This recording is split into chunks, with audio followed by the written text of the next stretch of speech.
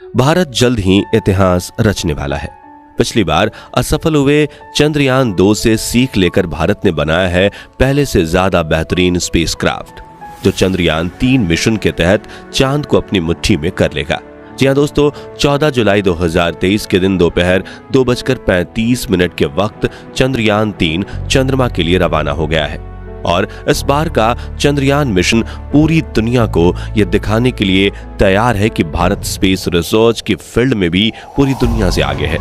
और आज हम आपको चंद्रयान 3 मिशन की लॉन्चिंग, चांद की सतह पर लैंडिंग, बजट, लॉन्च रूट और स्पेस क्राफ्ट में किए गए बदलावों से लेकर इसके मुख्य मिशन की पूरी जानकारी देंगे, ताकि आप भी इसरो के इस खास मिशन का हिस्सा बन सके। तो पूरा वीडियो जरूर देखिएगा। साथियों, आज तक सिर्फ अमेरिका, रशिया और चाइना जैसे 3 देशों को ही चांद पर अपना स्पेस क्राफ्ट उतारने में सफलता मिली है।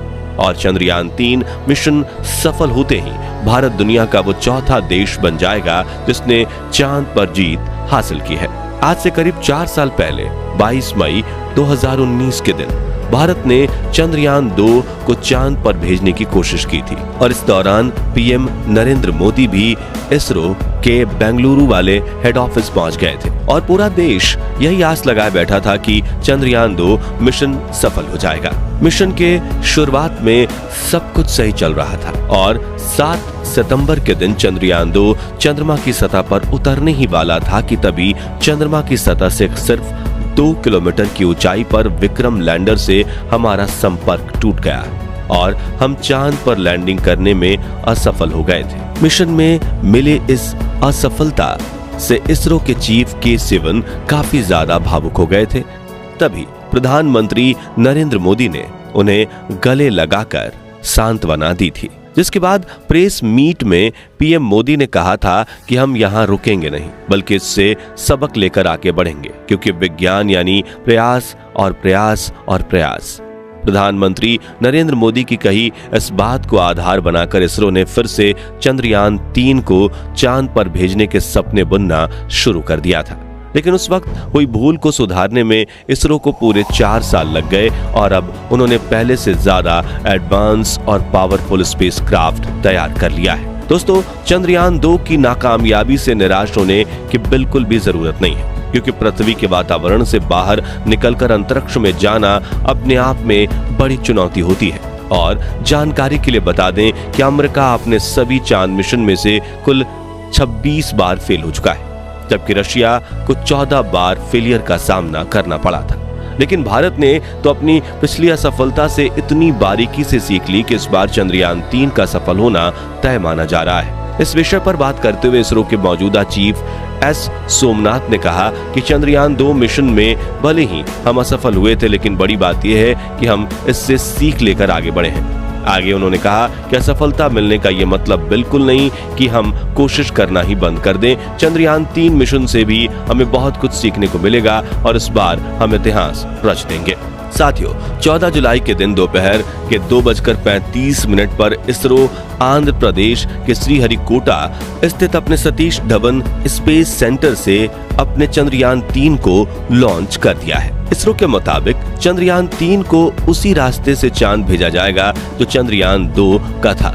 साथ ही इसे चांद के दक्षिणी ध्रुव पर ही उतारा जाएगा, जहां पर चंद्रयान 2 को उतारा जाने वाला था। यानी हम यूं कह सकते हैं कि चंद्रयान 3 अपने पिछले साथी चंद्रयान 2 का बचा हुआ मिशन पूरा करेगा।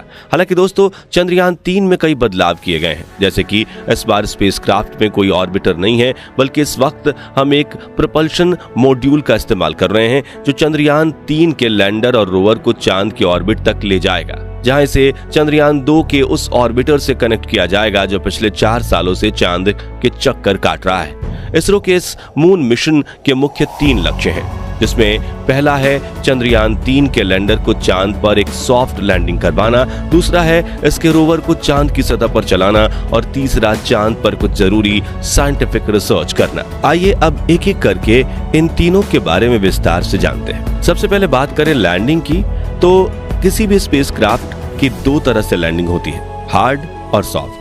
जिसमें से हार्ड लैंडिंग में कोई भी स्पेसक्राफ्ट अंतरिक्ष में मौजूद ग्रह और उपग्रह पर तेजी से लैंडिंग करता है, जिससे सतह से टकराकर उसके क्रैश होने के चांसेस बढ़ जाते हैं। हार्ड लैंडिंग के दौरान ज्यादातर मामलों में स्पेसक्राफ्ट से हमारा संपर्क टूट जाता है या फिर वो एक जगह पड़े रहते हैं, और यही दिक्कत चंद्रयान 2 के विक्रम लैंडर के साथ भी हुई थी। अब कोई भी स्पेस एजेंसी अपने स्पेसक्राफ्ट की हार्ड लैंडिंग नहीं करवाना चाहती, लेकिन कई बार तकनीकी दिक्कतों की वजह से ऐसी लैंडिंग हो जाती है और ज्यादातर मामलों में मिशन फेल हो जाता है। दूसरी तरफ सॉफ्ट लैंडिंग में कोई भी स्पेसक्राफ्ट ग्रह और उपग्रह पर बिल्कुल धीरे धीरे उतरता है, जिससे उसके डैमेज होने के चांसेस कम हो जाते हैं। और चंद्रयान 3 के लैंडर विक्रम को भी इस बार सॉफ्ट लैंडिंग के लिए तैयार किया गया है, जिससे इसके पार्ट्स डैमेज नहीं होंगे और ये अपना मिशन पूरा करके फिर से उड़ान भरकर ऑर्बिटर से आकर जुड़ जाएगा। दूसरे लक्ष्य यानी कि रोवर को चांद की सतह पर चलाने की बात करें तो इसके रोवर का नाम प्रज्ञान रखा गया है, जिसे लैंडिंग के बाद चांद की सतह पर उतार दिया जाएगा। इस रोवर में कई सारे नेविगेशन कैमरा, एनर्जी के लिए सोलर पैनल और कम्युनिकेशन के लिए एंटेना लगाए गए हैं और इसका वजन करीब 27 किलोग्राम है। ये चांद की सतह की डेटा कलेक्ट करके लैंडर को भेजेगा और लैंडर इस डेटा को ऑर्बिटर को भेजेगा, जहां से ये डेटा इसरो के ग्राउंड रिसर्च सेंटर पर पहुंचेगी। अब इस मिशन के तीसरे लक्ष्य यानी रिसर्च की बात करें तो चंद्रमा 3 का लैंडर चांद के उस दक्षिणी ध्रुव पर लैंड करेगा जहां आज तक कोई स्पेसक्राफ्ट नहीं गया। यहाँ पर लैंडर और रोवर मिलकर चांद के तापमान की जांच करेंगे, चांद पर होने वाली भूकंपीय घटनाओं की जांच करेंगे, साथ ही ये चांद के वातावरण में गैस और प्लाज्मा की जांच भी करेंगे। इसके अलावा कई सीक्रेट साइंटिफिक रिसर्चेस भी किए जाएंगे। कुल मिलाकर इस मिशन से इसरो चांद की वो डेटा कलेक्ट करेगा जो चांद पर मानव बस्ती बसाने की कोशिश को एक और कदम आगे ले जाए। साथियों, चंद्रयान 3 का लैंडर चांद पर 1 लूनर दिन तक रहेगा, जो कि धरती पर 14 दिनों के बराबर होता है, जिसके बाद ये फिर से उड़ान भरकर ऑर्बिटर के पास आ जाएगा। इस मिशन का बजट 615 करोड़ बताया जा रहा है। पहली बार सुनने में तो ये बजट आपको ज्यादा लग सकता है, लेकिन बता दें कि ये बजट पिछले दिनों रिलीज हुई फिल्म आदि पुरुष के 700 करोड़ के बजट से भी कम है। और इतने कम बजट में चांद पर जाकर इतने बड़े मिशन को अंजाम देना वाकई में काबिले तारीफ होगा। बता दें कि चंद्रयान 3 स्पेसक्राफ्ट का कुल वजन 3900 किलोग्राम है, जिसमें से प्रपल्शन मॉड्यूल 2148 किलोग्राम और लैंडर मॉड्यूल 1752 किलोग्राम है। आइए दोस्तों, अब जानते हैं कि चंद्रयान 3 धरती से लेकर चांद का सफर कैसे पूरा करेगा। तो चंद्रयान 3 के स्पेसक्राफ्ट को रॉकेट से जोड़कर इसरो ने अपने LVM-3 लॉन्च व्हीकल से जोड़ दिया और यह मिशन LVM-3 के इग्निशन से शुरू हो गया। फिर ऊपर पहुंचने पर इसके अगल बगल लगे S-200 रॉकेट अलग हो गए और आगे चलकर पेलोड को कवर करने वाले को खोलकर भी अलग कर दिया जाएगा। रॉकेट का दूसरा चरण भी अंतरिक्ष में आके पहुंचकर मेन स्पेसक्राफ्ट से अलग हो जाएगा, जिसके बाद तीसरे चरण में क्रायोजेनिक इंजन चालू कर दिया जाएगा, जो चंद्रयान 3 को चांद तक ले जाएगा। फिर यह स्पेसक्राफ्ट धरती के कई चक्कर लगाते हुए पृथ्वी से दूर होता चला जाएगा और एक इलिप्टिकल ऑर्बिट में चांद को अप्रोच करेगा और कुछ देर बाद पृथ्वी के गुरुत्वाकर्षण के दायरे से बाहर होकर चंद्रमा के परिक्रमा पथ पर प्रवेश कर लेगा। चांद के ऑर्बिटर में पहुंचते ही लैंडर को प्रपल्शन मॉड्यूल से अलग करके चांद की सतह की ओर भेज दिया जाएगा और सतह के नजदीक पहुंचते ही इसके थ्रस्टर्स ऑन कर दिए जाएंगे ताकि इसकी रफ्तार को कम किया जा सके और ये चांद की सतह पर सॉफ्ट लैंडिंग कर सके। ये लैंडिंग 23 या 24 अगस्त के दिन करवाई जाएगी। दोस्तों, आप में से कई लोग होंगे जो चंद्रयान 3 के लॉन्च को लाइव भी देख चुके होंगे। उनके लिए इसरो ने एक वेबसाइट जारी की थी और उस पर रजिस्ट्रेशन भी किया था, जहां जाकर आपने लाइव लॉन्च को देख लिया होगा। अगर आपने नहीं देखा तो आइए हम कुछ आपको दिखाते हैं।